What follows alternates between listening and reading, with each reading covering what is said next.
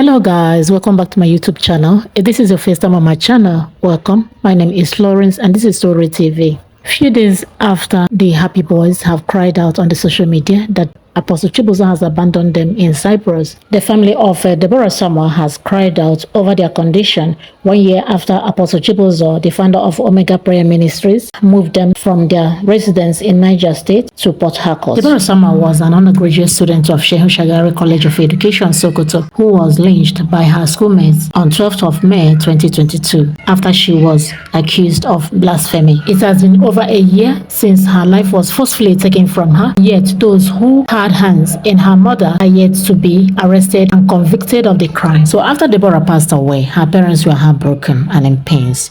Her father, Emmanuel Garba, told reporters that he was not going to allow his children to go to school anymore because of what happened to Deborah. To react to this, Apostle Chibuzo made a post on his Facebook. This is what he wrote. I just watched a video clip where the parents of Deborah Samuel said they will not be sending their children to school again. God forbid. Anyone with their contacts should inform them immediately that I, Apostle Chibuzo Chinyere, the General Overseer of OPM Church, am relocating them to Port Harcourt. They would be staying in one of the OPM free estates where they will never pay rent forever. All their children are given automatic scholarship in OPM free schools. I will get the father a job and also open a shop for the mother. Please get in touch with them immediately. Shortly after this public promise, Apostle Chibuzo reached out to Deborah's family and relocated them to Port Harcourt. He gave them free accommodation, a car, a mini estate which he said is theirs to manage. He also handed over to Deborah's mother a beautiful restaurant, and they were all happy and full of gratitude.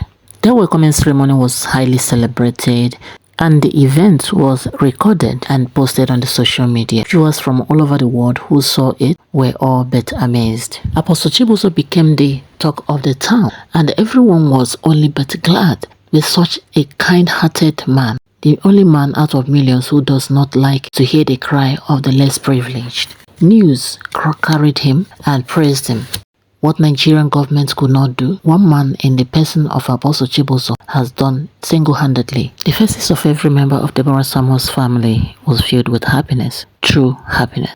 But that happiness vanished a year later when Foundation of Investigative Journalism visited the family for the first time on June 9, 2023. Deborah's mom and dad, Harry and Emmanuel, told FIJ that life has not been that rosy as the world think since they were moved to Port Harcourt by Apostle Chibuzo. Mr. Emmanuel Garba, Deborah's father, opened up to FIJ about their current status in Apostle Chibuzo's estate. He said, "People think that we are living well, but we are not. OPM took us from where we were in Niger State to Port Harcourt City last year. The OPM pastor gave us a mini estate with about 14 self-contained apartments. After that, OPM rented this bedroom flat to us. He said we should be staying here because we are family, and those self-contained apartments cannot be enough for the family.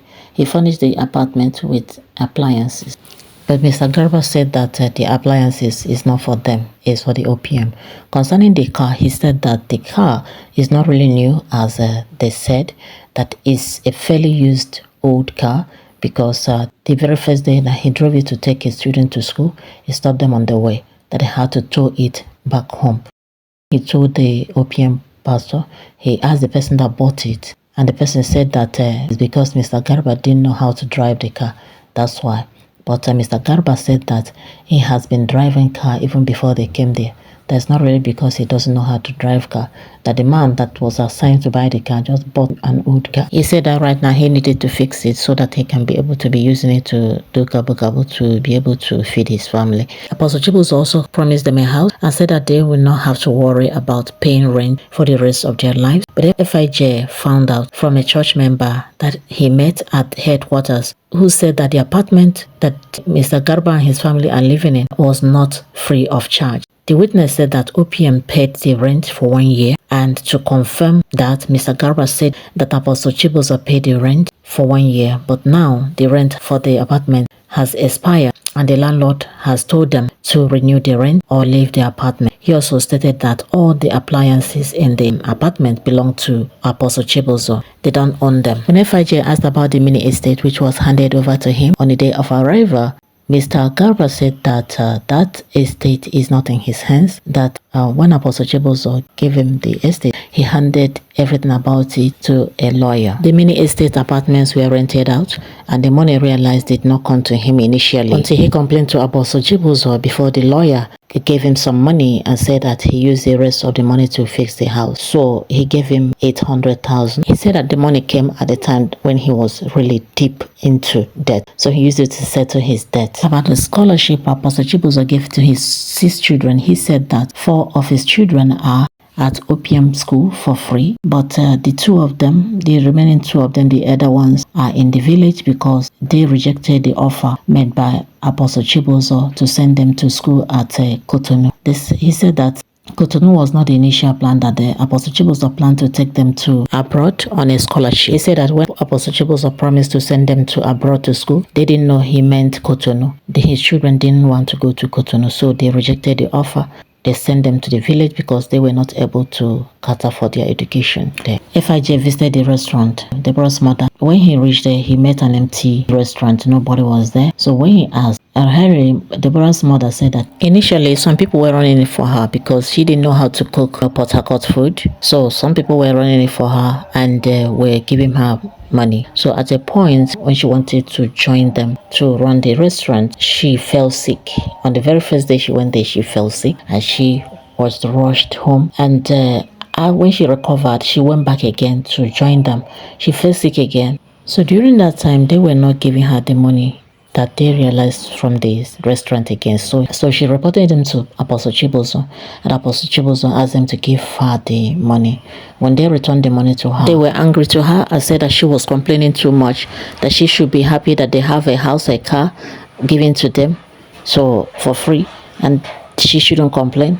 So they left because they were annoyed because she reported them to Apostle Chibuzo. So since they left, the restaurant had been dormant because, number one, she didn't know how to cook the Rivers food.